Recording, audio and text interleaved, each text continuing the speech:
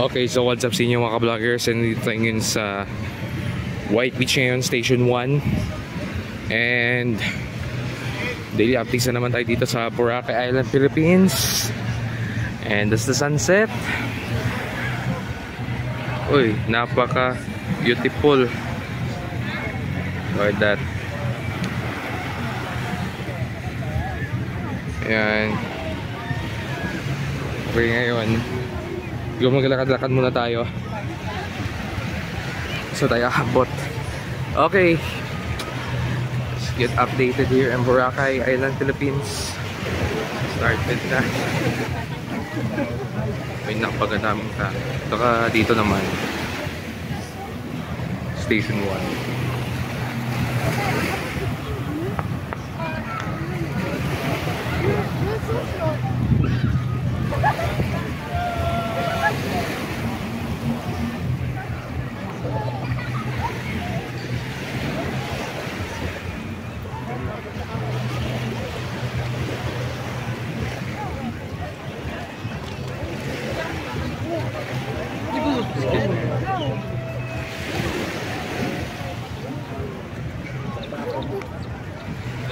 So, napaka-beautiful Boracay, Philippines.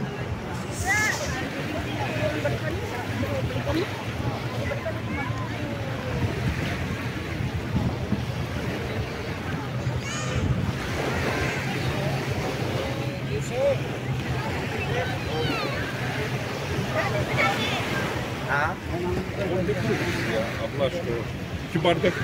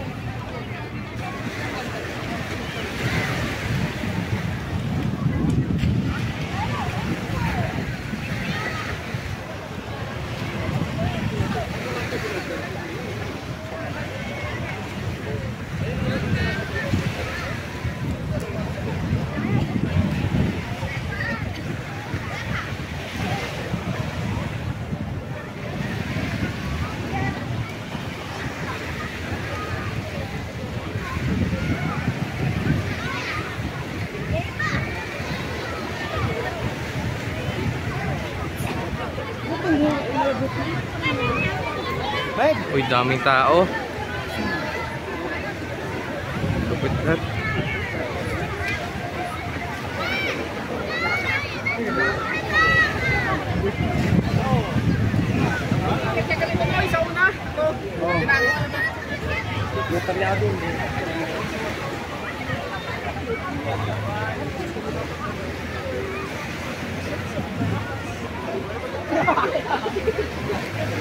Kaya ko kapan, hindi ko katadaan sa piyak. Ito ba ipin para doon ako makakita?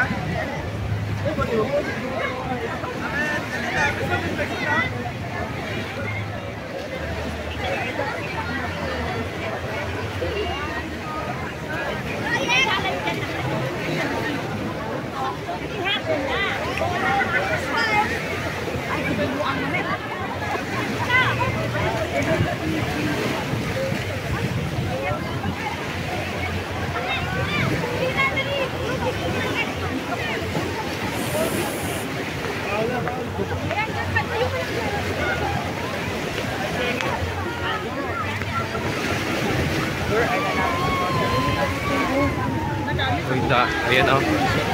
Weekend kasi ngayon kaya madaming tao. Saka actually nakita ko ng mga Pinoy.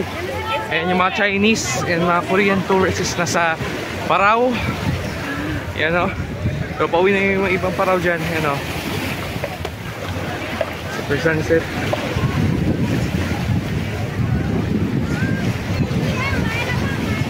Pupok tayo.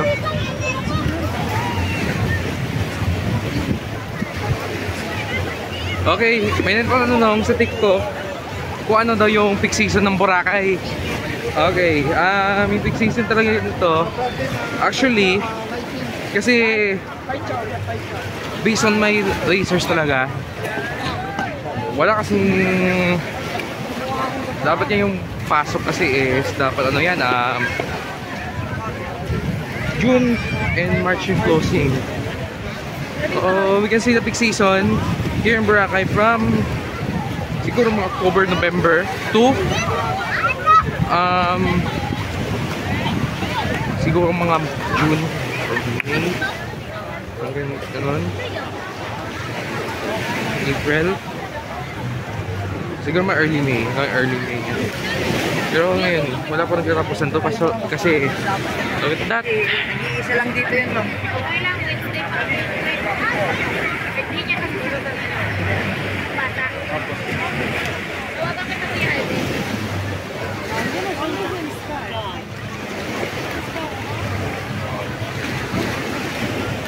Okay, sa mga gusto pala magpabook ng ating okay nga kung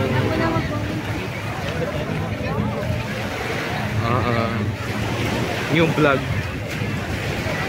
siguro papalabas ko siguro by Monday. That was the largest yachts in Boracay na maraming inclusion. So actually last year ko siya na-film at ngayon ko lang siya natapos na edit. So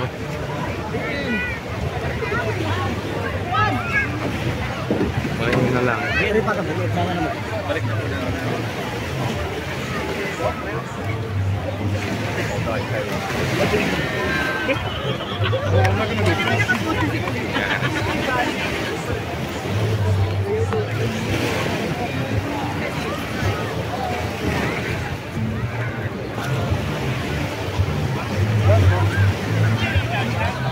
Ayan, wala pa rin katapos ng peak season.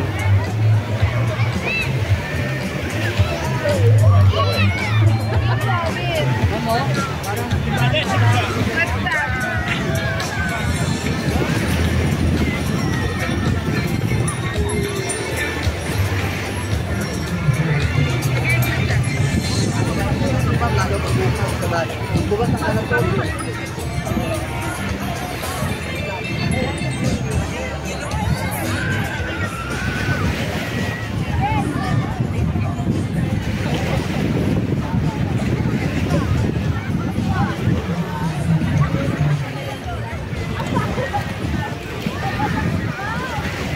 na akong problema. Madisita na ako bukas. Ano? Hi, Dad! Okay, shout out kay Boracay Junggala. Yung dumaan kanina. O, palagi yun siya nag-update ng mga daily vlogs dito sa Boracay. Araw-araw po yan siya.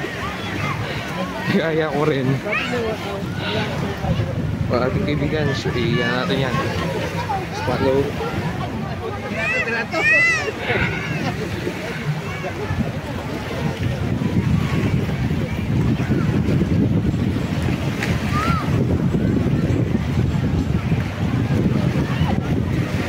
Okay, tapos na ang sunset.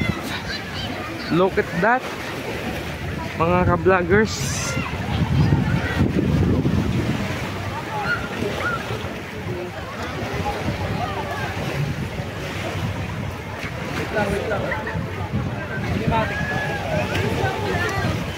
Lamo?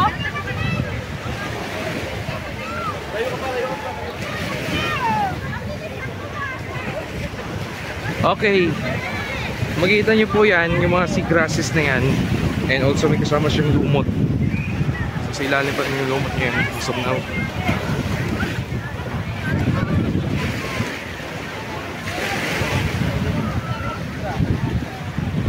so ito na part ng station 2 na ito mga ka-vloggers.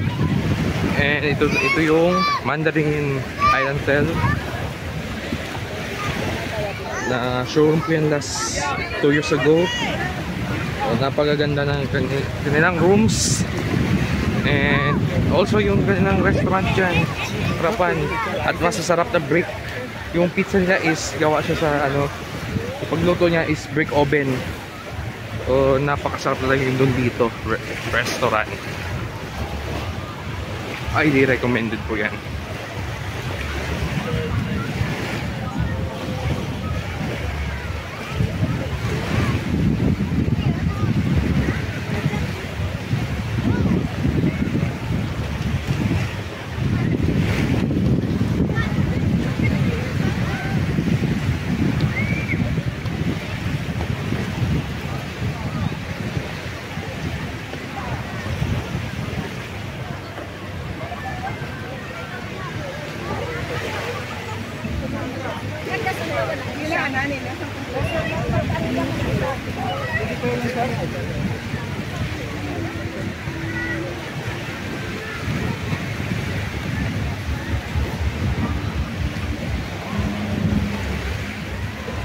Okay, time check.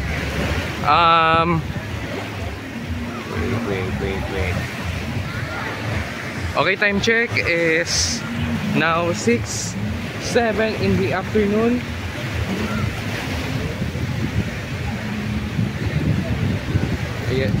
Yan, nakaabot tayo dito sa Henan Regency.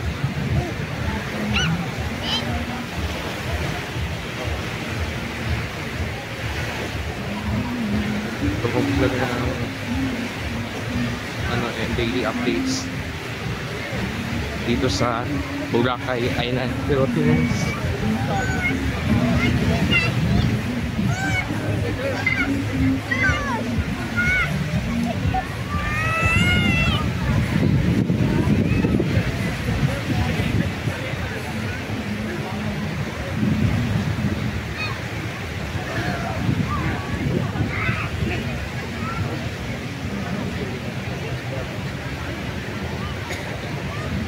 Sige, hanggang dito lang muna. Then balik lang sa D-Mall.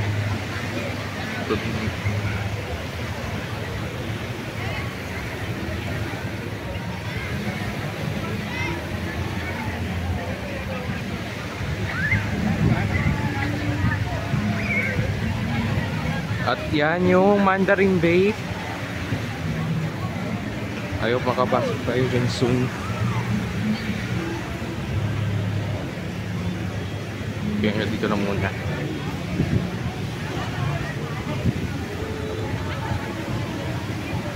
Sea Breeze, the most popular buffets, the best island buffets here in Boracay Island, Philippines. Ayan mga ka-vloggers, sa mga pupunta dito, first timers na pupunta ng Boracay, if you have to Kung gusto nyo mag-buffet dyan dito sa Sea Breeze, ayan, kain ng kayo dyan. And yung I think this Saturday and Friday pa yung first show. 1,049 na. 1,049 na yung buffet sa Sea Breeze niyo.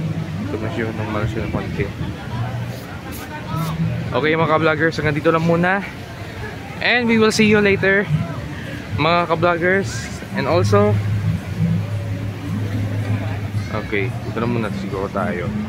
Okay, sa mga gustong magpabook ng ating satisfying hotel, airport transfer, and also water activities, message us on our Facebook page. Nasa link na sa description. And you need to message us and para ma-satisfy kayo sa mga services na and stress-free, relaxing at chill lang balance and VIP treatment na bibigay sa inyo mula sa aming mga ka-vloggers with our highly recommended DOT accredited tour guides. Okay, so ganun na muna. See you later mga ka-vloggers ka beautiful Boracay. And don't forget to subscribe to our channel and hit that notification bell. And we will updated daily vlogs here in Boracay Island. So dito na muna. See you later.